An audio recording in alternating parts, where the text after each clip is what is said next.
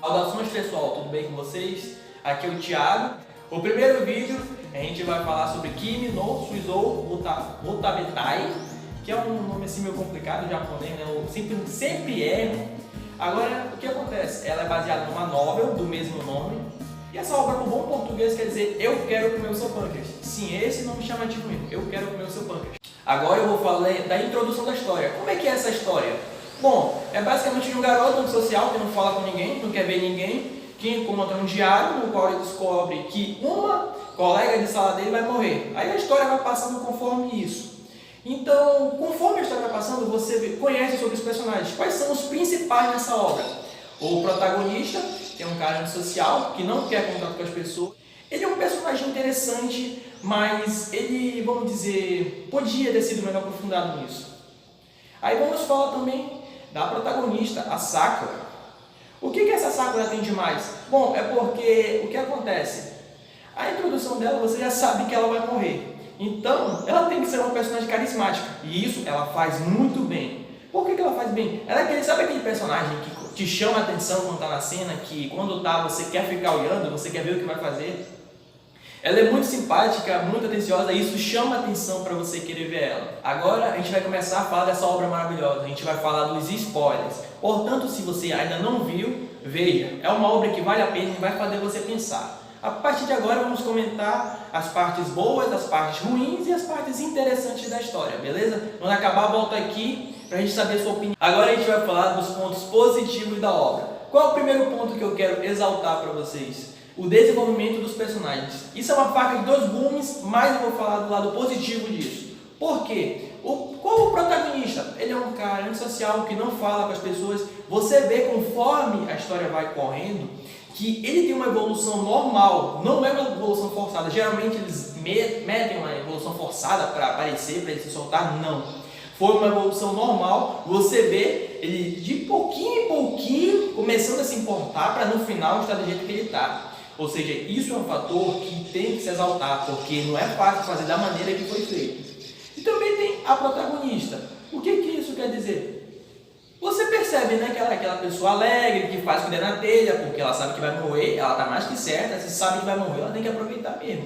Só que tem um porém, ela sabe que vai morrer, só que ela também está se corroendo por dentro. Só que o que isso é interessante? Ela está se corroendo por dentro, mas não está deixando isso impedir ela de aproveitar a vida. Se ela sabe que ela vai morrer, ela vai para cima, vai fazer o que der na telha mesmo, vai comer sem parar. Ela tem que fazer o que é propenso para ela. E isso ela faz muito bem. Ela sofre, mas ela não deixa de viver por causa disso. Isso é um fator que eu gosto bastante na obra. Agora, uma outra questão. O verdadeiro desafio. Por que verdadeiro desafio?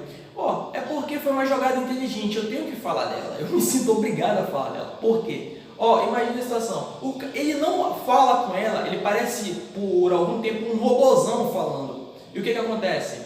Como ele é desse jeito, não faria sentido ele simplesmente chegar e falar para ela coisas íntimas. Então, teve essa jogada do verdadeiro desafio, no qual despertou a curiosidade dele, que acabou aproximando ele e ela. Foi muito inteligente. E outro ponto sério. Outro ponto positivo, eu chamei de final trollador. Sim, final trollador, porque pensa comigo é o seguinte, você vai ver a sinopse, você descobre que uma garota vai morrer, aí no começo do filme o que aparece? Um funeral de uma garota. Aí eu fiquei, cara, como assim não vai ter um desenvolvimento, ou melhor, como vocês entregam a história toda de primeiro? Isso é uma jogada inteligente, porque ele faz você pensar que ela morreu do pâncreas, mas ela morreu de esfaqueada. E outro ponto interessante, que isso foi desenvolvido na história. Podia ser um fator simplesmente aleatório, jogado assim do nada. Não foi, cara. Teve um desenvolvimento. Você para pensar, a família do protagonista só aparece no filme em frente à televisão. Quando aparece, uma menina foi esfaqueada perto de um lugar. Quando eles estão na viagem, acontece a mesma coisa. Porque pensa comigo.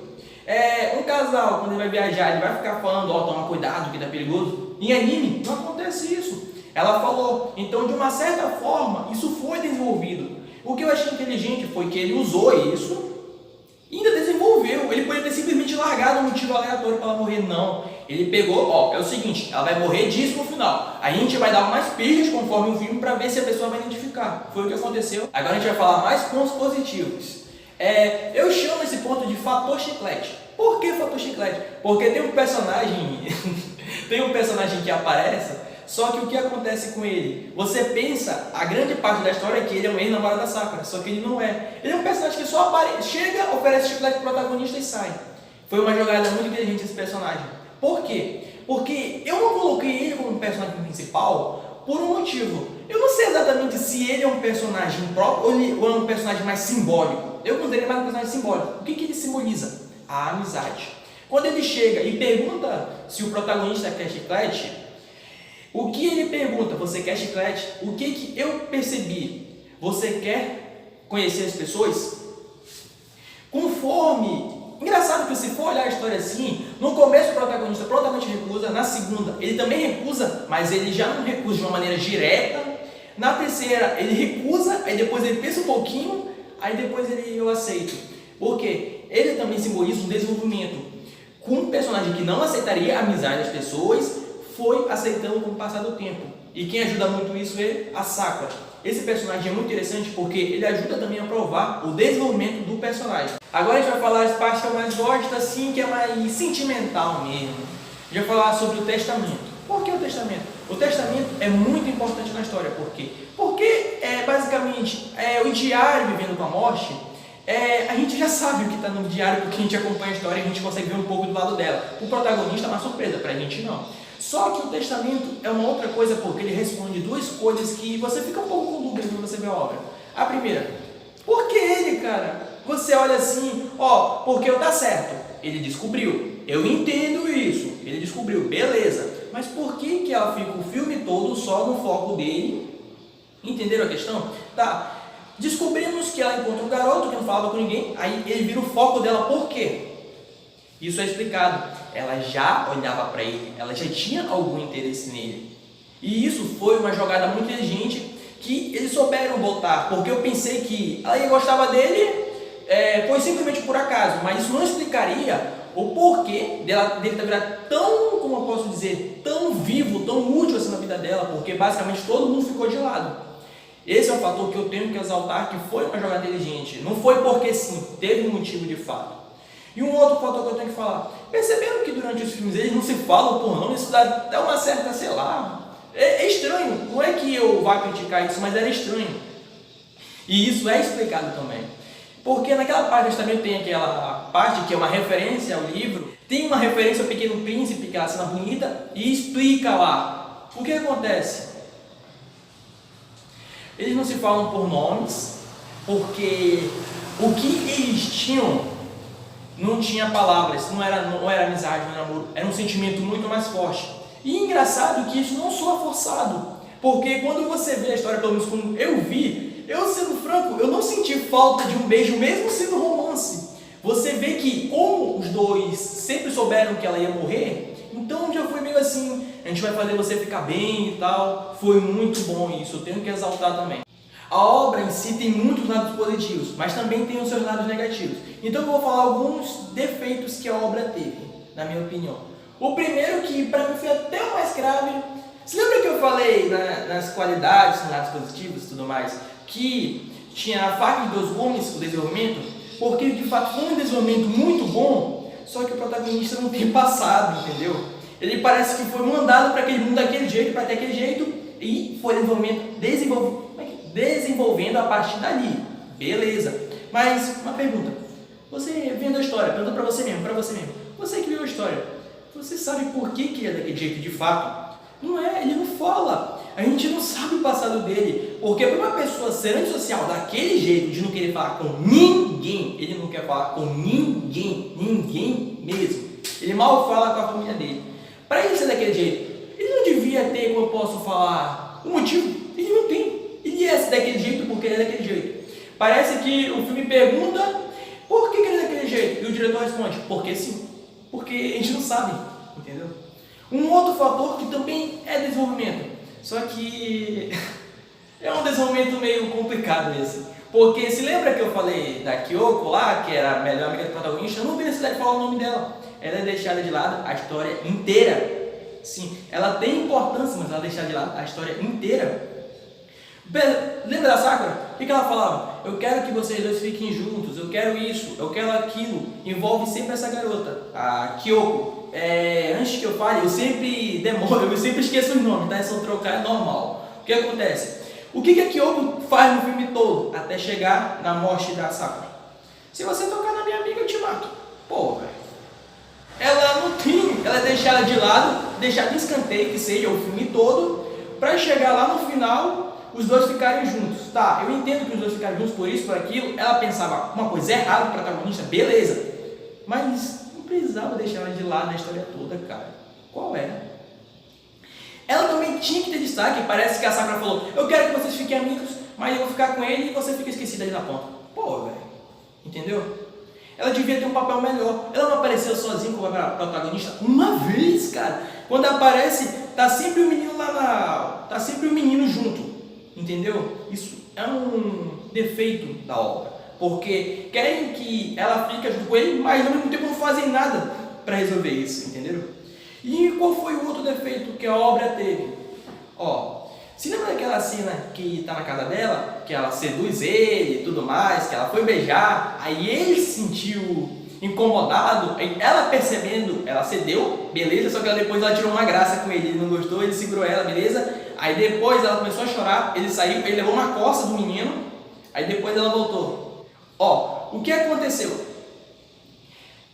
Não dá pra saber, cara, entenderam? Como é que um cara segura ela contra a vontade dela, ele leva uma coça na rua e ela traz de volta pra casa. Como assim, cara? Como assim? Entenderam?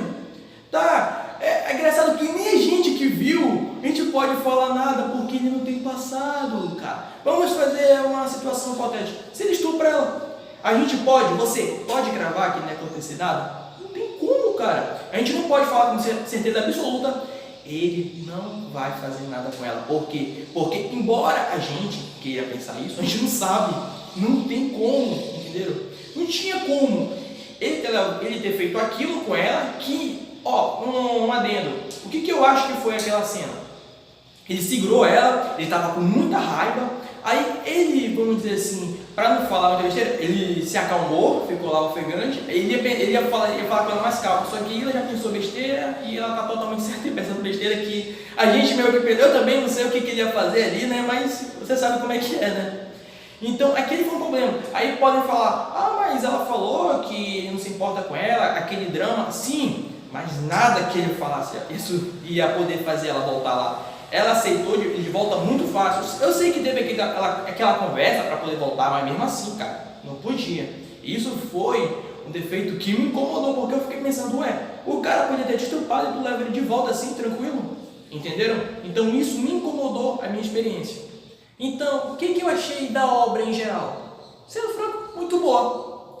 Tá, ela tem aqueles defeitos, sim, que eu falei, mas as qualidades são muito maiores que os defeitos. O filme aborda temas interessantes. Agradecimento, porque ele passa por uma etapa grande e no final agradece. Solidão, ele também tem solidão. Eu vou colocar como depressão, porque pra mim eu acho que ele tinha depressão. Eu vou presumir, porque não tem motivo para uma pessoa ser daquele jeito sem razão.